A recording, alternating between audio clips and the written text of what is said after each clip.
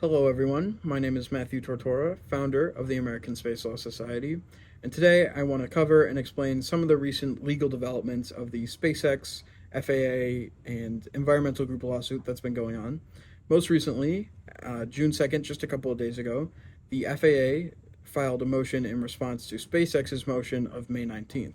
This is a pretty big deal because this is the first time we've actually gotten anything from the FAA regarding this lawsuit.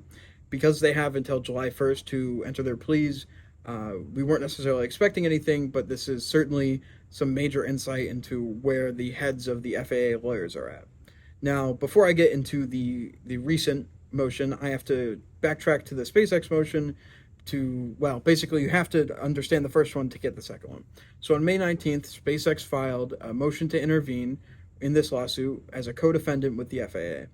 And it's important to understand that in a civil case like this, you have two methods or two forms of intervention. You have what is called as of right intervention and permissive intervention.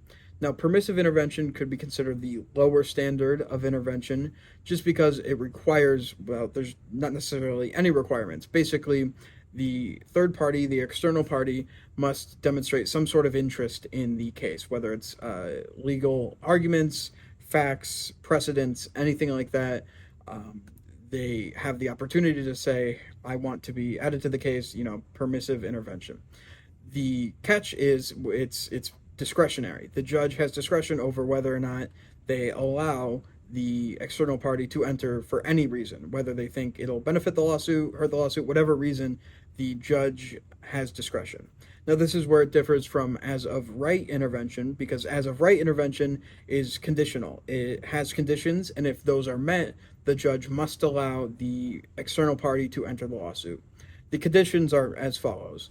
1. The application to intervene must be timely. 2. The applicant must demonstrate a legally protected interest in the action. 3. The action must threaten to impair that interest. And 4. No party to the action can be an adequate representative of the applicant's interests. So if these four conditions are met, the judge must allow for an external party to enter the case as a co-defendant. Now, in this case, in terms of SpaceX and the FAA, SpaceX argues for both as of right intervention and permissive intervention.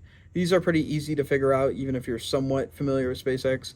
They argue for as of right intervention because they have legal outcomes in terms of contracts and commercial interests that are dependent upon the legal outcome of the lawsuit. And there's a plethora of reasons as to why permissive intervention might be granted. They might add something to the arguments, they might represent something a bit better, but when you get down to it, they want to be added because they believe that they are not adequately represented by the FAA when it comes to commercial interests, because the FAA, of course, is a non-commercial entity. It is a government agency and does not deal in the world of capitalism. With that, we can move on to the FAA's response to SpaceX's motion to intervene. Now, as I've mentioned before, this is intriguing for a number of reasons. Most importantly, though, is the fact that the FAA actually objects to SpaceX intervening. Now, many people are going to be scratching their heads asking why the heck is the FAA essentially refusing help from SpaceX in the environmental lawsuit. However, I'm going to read directly from the document and then break it down, and I think I can make it make sense for most people. Now, from the document, while defendants take no position regarding Space Exploration Technology Corp. Or SpaceX's participation in this matter as a permissive intervener, defendants do oppose SpaceX's position that it is entitled to intervene as of right. This is because plaintiffs seek review only of whether the FAA adequately complied with the National Environmental Policy Act when it issued a programmatic environmental assessment and mitigated finding of no significant impact/record of decision, analyzing the effects of certain planned SpaceX operations and SpaceX's facility in Boca Chica. Defendants adequately represent SpaceX's interest in defending that analysis against plaintiffs' narrow challenge. An applicant for intervention as of right under federal law must establish 4 elements. 1. The application to intervene must be timely. 2. The applicant must demonstrate a legally protected interest in the action. 3. The action must threaten to impair that interest. And 4. No party to the action can be an adequate representative of applicant's interest. Here, defendants challenge only SpaceX's ability to satisfy the 4th element, adequacy of representation. SpaceX's motion fails to satisfy this requirement because defendants adequately represent SpaceX's interest as implicated by plaintiffs' claims. Plaintiffs challenge only the sufficiency of FAA's NEPA analysis. That question must be decided based on the existing agency record and the FAA's stated rationales. Given these narrow confines, SpaceX's proffer that its intervention is necessary so it can raise its views about the appropriate, narrow scope of regulation that Congress intended in issuing the Commercial Space Launch Act, SpaceX is inopposite. So too, SpaceX's contention that the FAA's interests are likely broader than SpaceX's specific business interests is not relevant because this case solely concerns the adequacy of the FAA's NEPA analysis underlying the PEA and FONSI ROD. Nonetheless, defendants take no position regarding SpaceX's request to permissively intervene under the federal law. All right, I hope reading it through helped. Maybe not. But I think I can try and explain this pretty concisely in a way that makes sense. So there's one of two interpretations to this. There's the first interpretation saying basically the FAA is playing it really safe, being really conservative about it, and playing it by the book, basically saying they're really strict with the way they're interpreting both the lawsuit and then the procedure in terms of intervention. They're saying, sorry, you're not allowed, but you can help us in terms of permissive intervention.